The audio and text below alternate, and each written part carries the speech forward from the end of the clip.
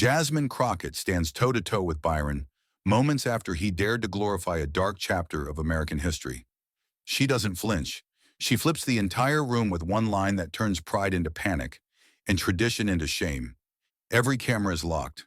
Every breath is held. Will Byron Tate survive the fire Jasmine Crockett just lit? Or will this be the moment that ends him on live TV? Stay with us. This is a story worth every second of your time. The prep room at Studio 6 was quiet, tense. A monitor overhead flashed the headline, Post-COVID in Black America, What Comes Next? Tonight's live broadcast would feature two of Congress's most talked about Black figures, Jasmine Crockett and Byron Donalds, sitting across from each other, live on national television. Jasmine sat still, focused. Her mind wasn't on notes, it was on history.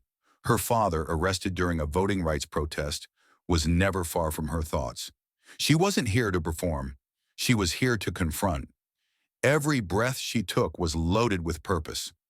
Across the room, Byron adjusted his tie, smiling like he owned the building. To him, this wasn't a fight, it was a photo op. Raised in hardship, loyal to Trump, and proud of it, Byron believed in discipline over excuses. He noticed Jasmine, smirked, and stepped closer. As he passed, he dropped the line casually, like a punch wrapped in silk. Ready to play the victim again? Jasmine rose, calm, controlled.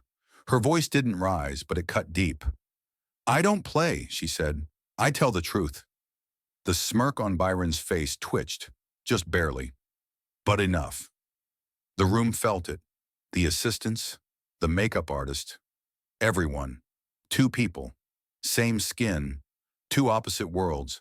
And before the cameras rolled, the war had already begun.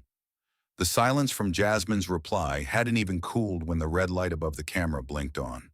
The host straightened in her seat, fixed her smile, and welcomed millions of viewers into what looked like just another political roundtable.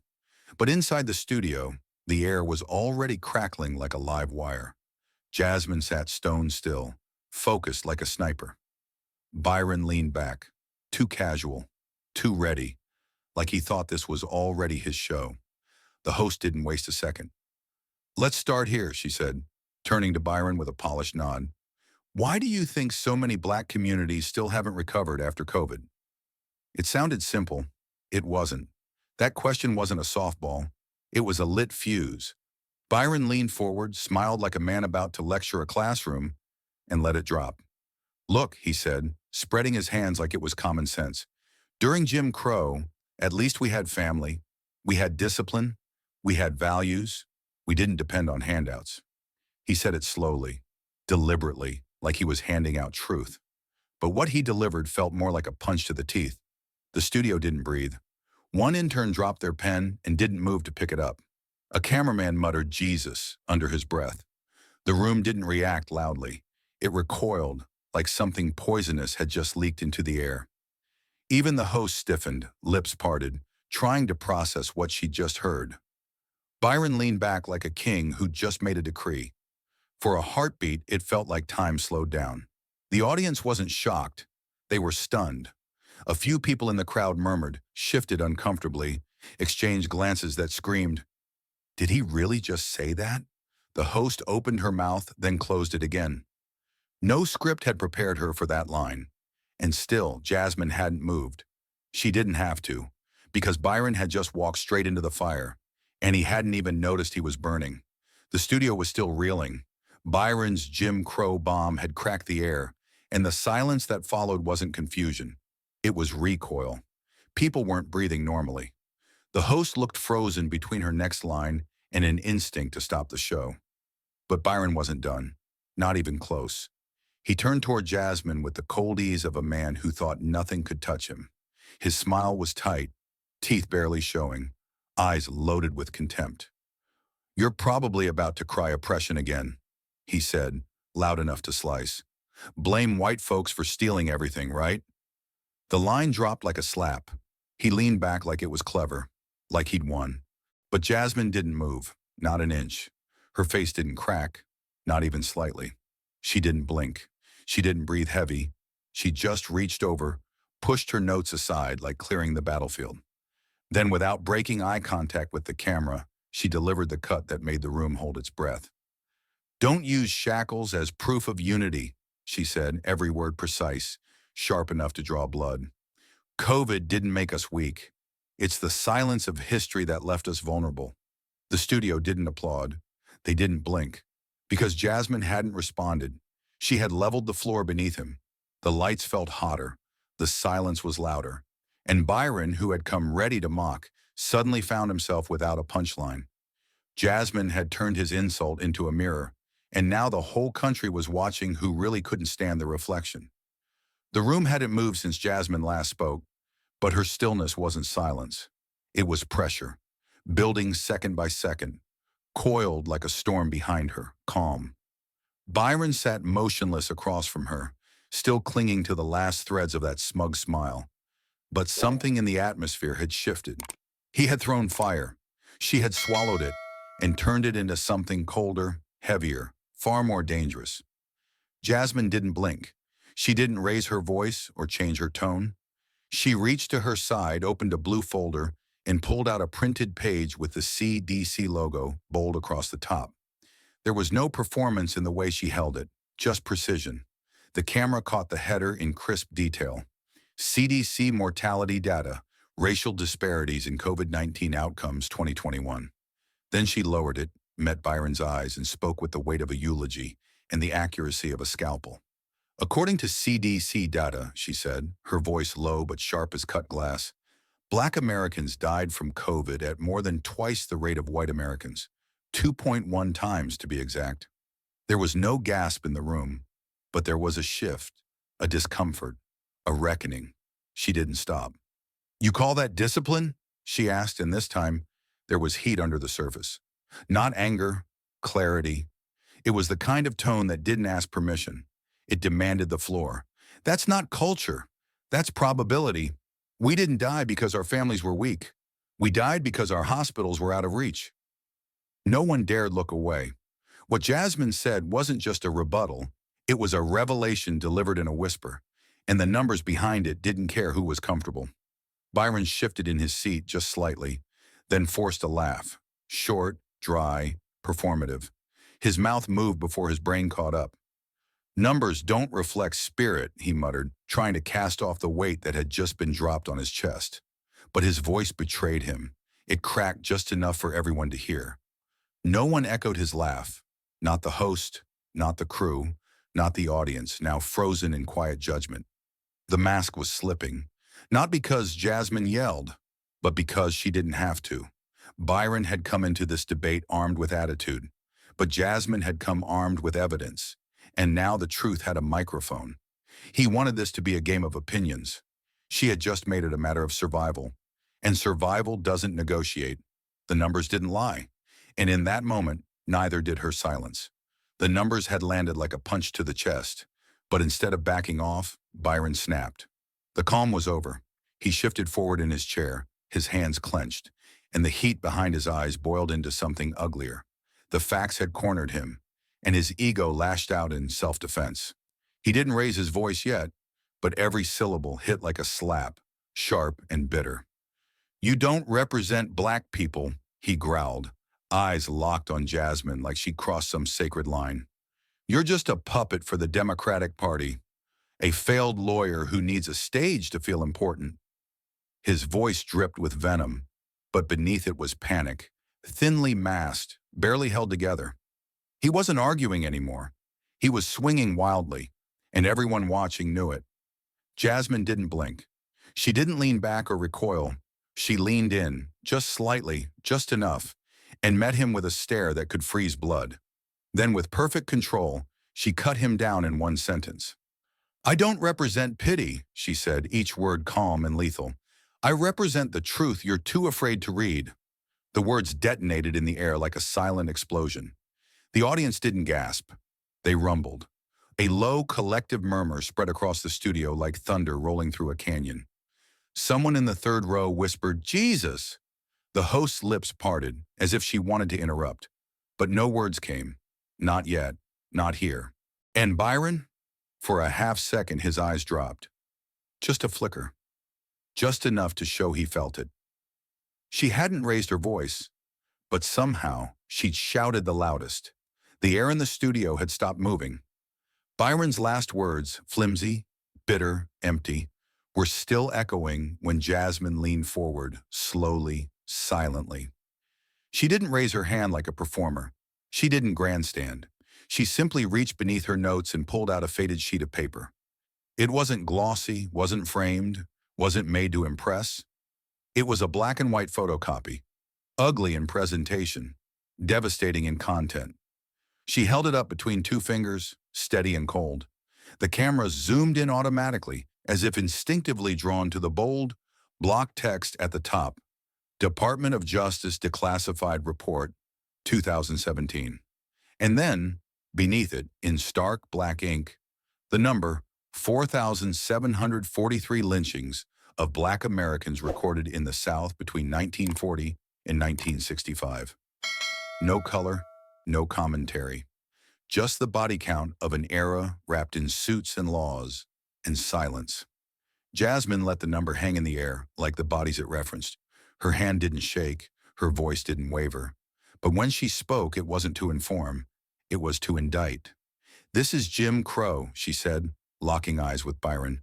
Her tone didn't explode, it carved. "Not family dinners, not discipline. This is thousands of black bodies hanging from trees." The room didn't gasp, it froze. The audience sat like statues, every breath shallow, every face locked in the kind of silence that comes only when truth hits too hard to argue with. The host looked away, jaw tight, eyes glossy. Someone in the second row clenched their fists. Even the lighting above seemed to dim, as if the studio lights themselves were ashamed of what they had just illuminated. Byron didn't move.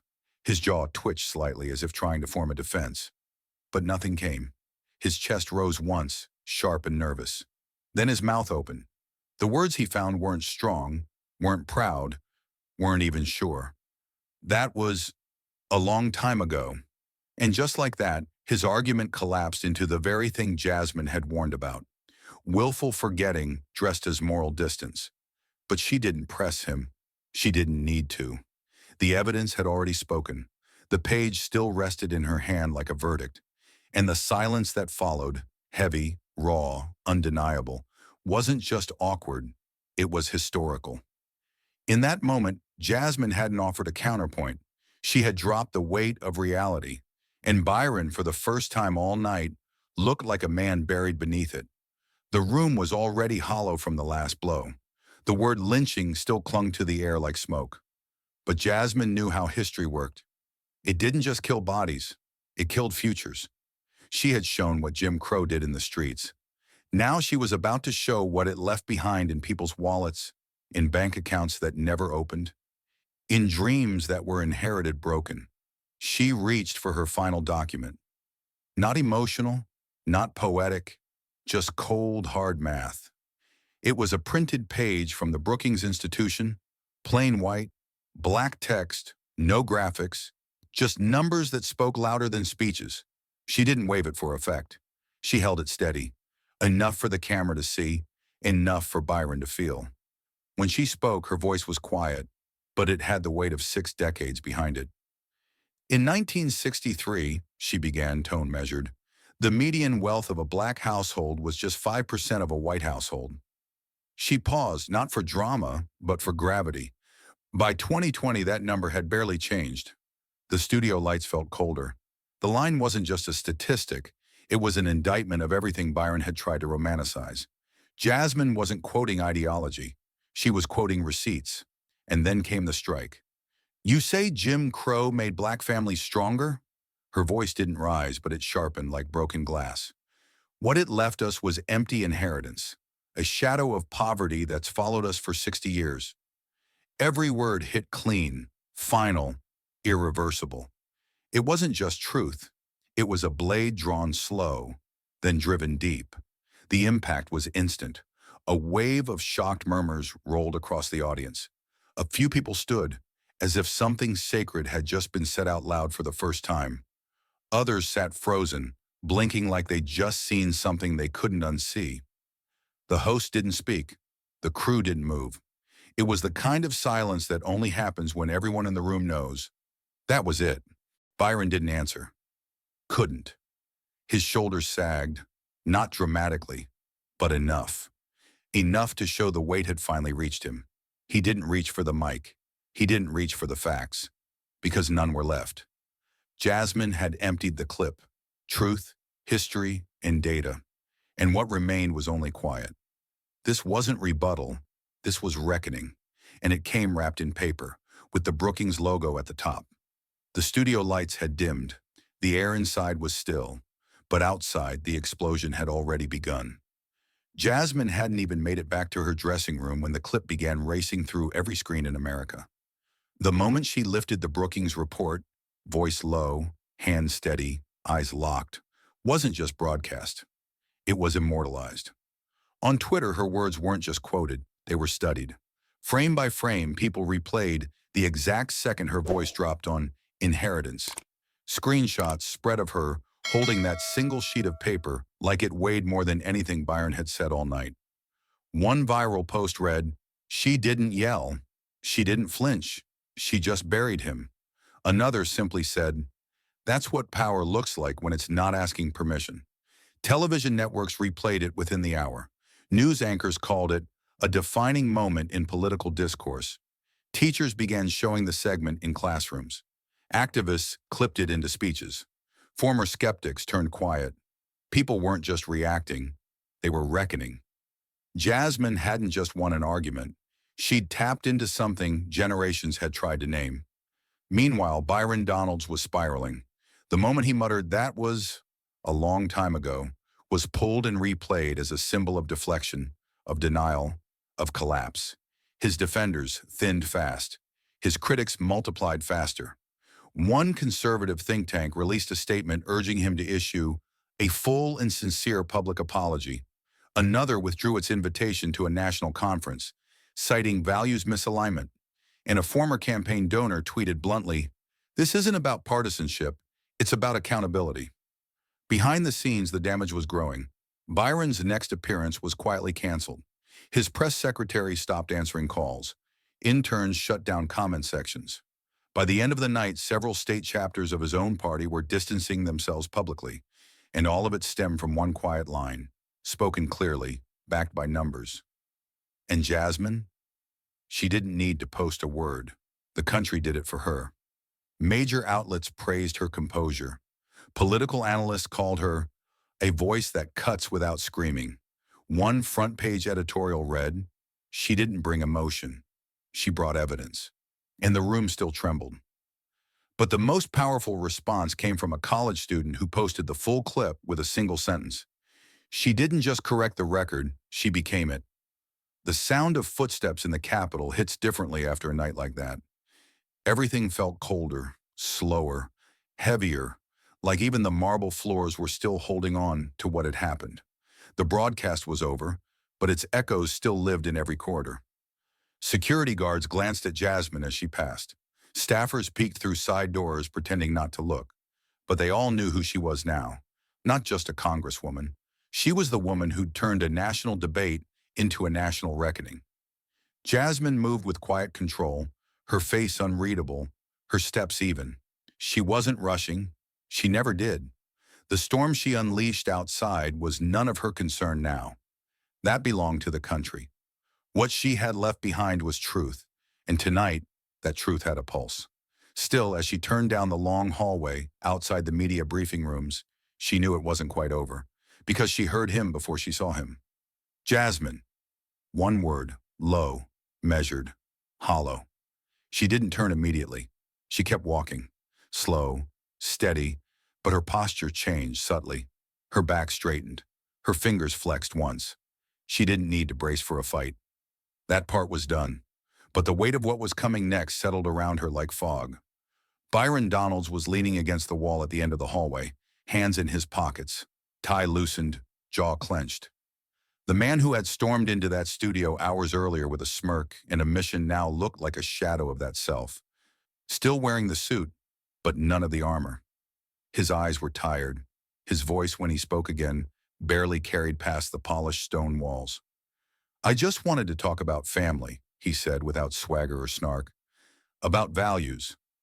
There was no crowd now, no lights, no audience, no chance to spin, posture, or pivot. It was just them. Two people, same background, different battles, different scars. Jasmine stopped a few feet from him, her gaze steady. She didn't look surprised to see him. She didn't flinch. The silence between them wasn't awkward. It was deliberate, tense, fragile, like a wire stretched too tight.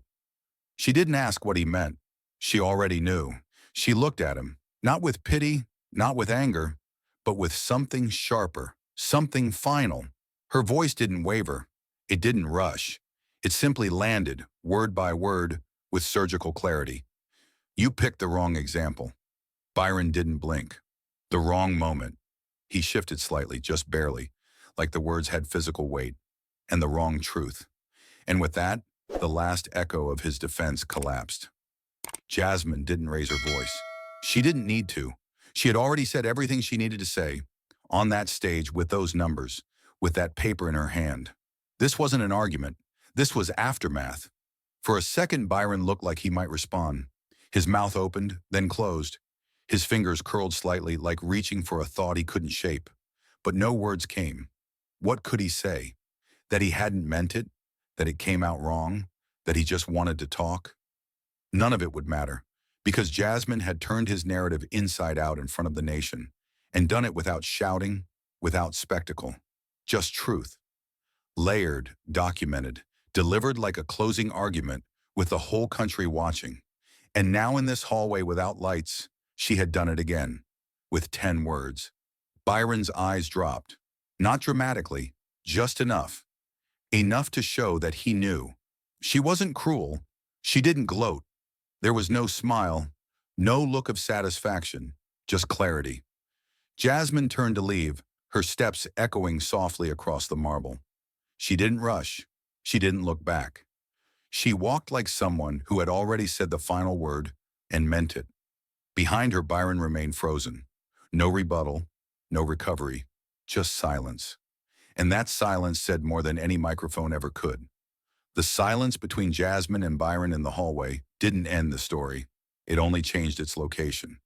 Outside those Capitol walls, the world hadn't stopped spinning. It had only started paying attention.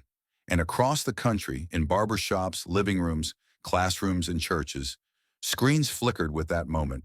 Jasmine standing tall, facts in hand. Byron frozen, unprepared. And America, watching. 3 days later, the auditorium at Detroit Metropolitan University was already at capacity. Folding chairs lined the aisles. Students who couldn't find seats leaned against the back wall, backpacks at their feet, notebooks clutched like shields. Professors stood shoulder to shoulder with janitors and single moms and retired engineers. This wasn't just another campus talk. It felt more like a reckoning. There was no press box, no security cordon. Jasmine Crockett walked into the room without handlers, without fanfare, wearing a dark blazer, hair pulled back, sleeves rolled above the elbow like she came to work. Not pose. She didn't check the microphone. She didn't need a teleprompter. When she stepped to the podium, the noise died instantly, like a curtain had dropped. She looked out at them, not over them. There was no script in her hands, only history in her chest. She began slow, her voice low and certain. Being black is not a template, she said, her tone calm but surgical, but pain has a pattern. That line didn't just hang in the air, it pierced it. Heads turned. Pens stopped moving. If you have a voice, use it, she continued, not to rewrite the struggle, but to remember it right. You could hear a pin drop. The only sounds were breath and heartbeats. It didn't feel like a speech. It felt like testimony, and no one interrupted a woman in the middle of telling the truth. She didn't pace. She didn't perform. She stood still, letting the weight of her words do the walking. Her eyes didn't flinch. They held the room hostage, in the best way. She wasn't asking for applause. She was demanding memory. Somewhere near the back, a student who had shown up late began filming. Within an hour, clips would appear on TikTok. Within 3, they'd hit Twitter. By morning, major news outlets would quote her line verbatim. But in that moment, none of that mattered. What mattered was the stillness that followed. Thick, reverent, unshakable. As Jasmine stepped away from the mic, she didn't nod or smile. She didn't wait for approval. She had said what needed saying, and that was enough. Across town, in a small, worn-down public middle school, the lights were low in room 207. A dusty projector clicked on as Mr. Jansen, a lanky, graying teacher in a corduroy blazer, pulled up a YouTube clip on the whiteboard. It was Jasmine's speech, playing on a 10-year-old laptop with frayed cords and speakers that buzzed every time she raised her voice. But even through bad audio, her words landed. The seventh graders sat uncharacteristically still. Some leaned forward, arms on desks. Others froze mid-doodle. No one whispered, no one laughed.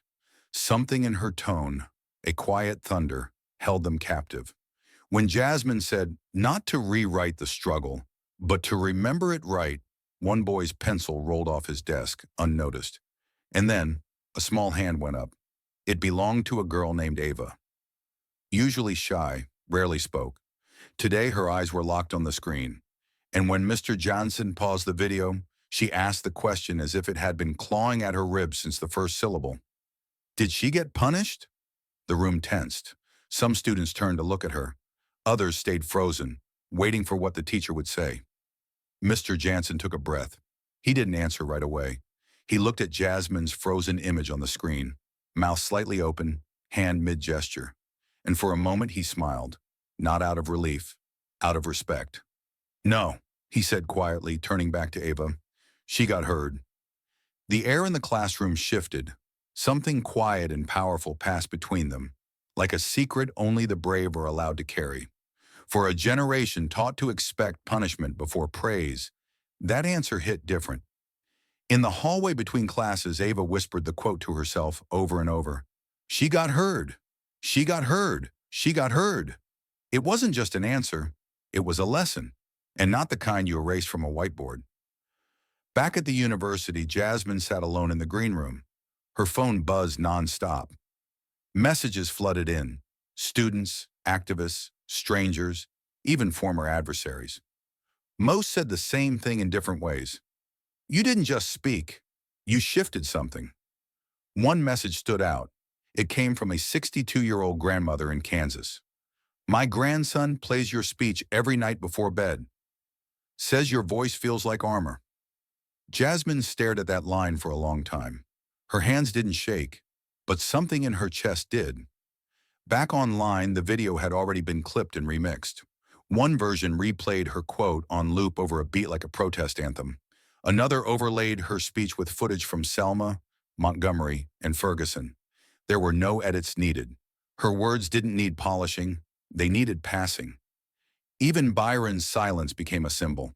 One post simply had a still frame of his frozen expression, and the caption, "That's the face of someone who finally heard the truth too late." The internet didn't forget. Byron's inbox overflowed with calls for a formal apology. Editorials from Black veterans, civil rights organizations, and even some conservative think tanks flooded the media cycle. They didn't just criticize his words, they dissected them. An op-ed in The Atlantic read, Jim Crow didn't keep Black families together. It kept them buried together under poverty, exclusion, and surveillance. Jasmine Crockett didn't correct Byron, she exposed him. But Jasmine didn't issue victory statements. She didn't gloat. She didn't tweet. Her silence became her final argument. Because when the truth lands hard enough, it doesn't need backup dancers. It stands alone. And in that lecture hall, in that classroom, in homes across the country, something rare happened. People didn't just hear a speech. They felt it. They repeated it. They taught it. And slowly, like roots under concrete, it started to grow. Because sometimes justice isn't about courtroom rulings or televised takedowns. Sometimes it's about a seventh grader asking, did she get punished? And hearing the answer, no, she got heard.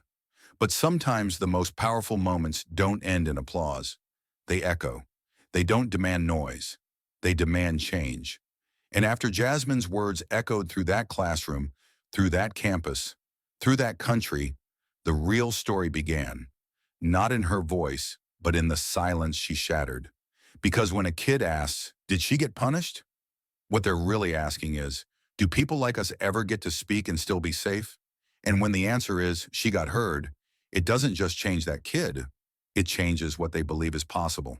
That belief is the real battleground, not the courtroom, not the Capitol, not the trending tab on social media. The battle is in the living rooms where girls are told they're too loud, in the job interviews where names are judged before skills, in the schools where history gets rewritten so gently that pain becomes polite. And Jasmine didn't just bring a microphone. She brought a mirror that made America look at itself, not as it wanted to be, but as it truly was. And what it saw was uncomfortable. It saw how power had taught people to smile through injustice, to nod at cruelty, to call trauma resilience and silence strength. But Jasmine didn't come to be praised for surviving. She came to ask why survival was ever necessary in the first place. Her story was never about vengeance. It was about visibility. And that's what made it so dangerous to those who'd built empires on invisibility. Because once the invisible becomes undeniable, there's no going back. That little girl in Detroit, that teacher who answered her, that student who posted the clip, they didn't just witness a moment. They inherited a responsibility. To tell the truth when it's easier to stay quiet, to challenge power even when the room tilts against you, to protect the dignity of those who don't get invited to speak for themselves. This story didn't end with Jasmine. It started with her, and it continues every time someone decides that telling the truth is more important than being liked. That courage isn't loud, it's consistent. That dignity isn't handed down, it's fought for. Because systems don't change because people ask politely. They change when people like Jasmine stare them in the face and say, "This is what you've done," and we remember. There is a cost to that kind of truth. People will mock you, mislabel you, call you ungrateful. They'll say you're making things worse. But history doesn't remember the comfortable. It remembers the disruptors, the ones who didn't ask for permission to matter, the ones who weren't waiting for a safer time to speak. Jasmine Crockett stood in a building built to suppress voices like hers and made that building listen. And maybe that's the lesson. Justice isn't about comfort, it's about confrontation. Not the kind with fists, but the kind with facts. Not the kind with rage, but with restraint that cuts sharper than any insult. Jasmine didn't shout to be heard. She simply refused to be silenced. And in doing so, she reminded us all. The goal isn't to get invited to the table. It's to question who built the table and who keeps getting left off the guest list. So what now? Now it's your turn. You don't need a podium. You don't need a law degree. You don't need to stand in Congress or wear a green jacket or face a man like Byron. But you do need to look around at your neighborhood, your school, your workplace, and ask who's being erased? Who's being silenced not by rules but by routine? Maybe it's a classmate who gets cut off every time they speak. Maybe it's a janitor who hasn't had a raise in 7 years. Maybe it's a girl who learned early that her anger is dangerous, but her silence is survivable. Maybe it's you, and maybe Jasmine didn't come to save anyone. Maybe she came to show us how to save each other. And when the time comes, because it always comes, when the room gets quiet and the stakes get high, and the faces in power lean back with folded arms and polished smiles, remember this. You don't need to speak the loudest. You just need to speak the clearest. Because the truth doesn't need volume. It needs precision. And the moment you speak it, truly speak it, the room will never be the same again. Let Jasmine's words stay with you, not as a quote, but as a question, a challenge, a spark. What will you do with your voice? Will you use it to perform or to protect? Will you wait for applause? Or will you push forward even when no one's clapping? Because somewhere, a child is watching, a girl is waiting, a classroom is listening, and they don't need perfect heroes.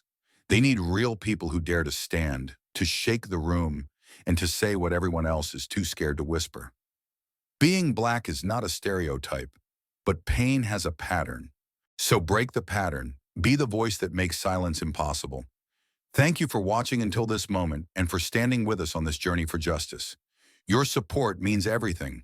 Like, subscribe, and turn on notifications so you never miss what's next. And we'd love to hear your thoughts. Leave a comment below and let us know what moved you most in this story. Together, our voices make a difference.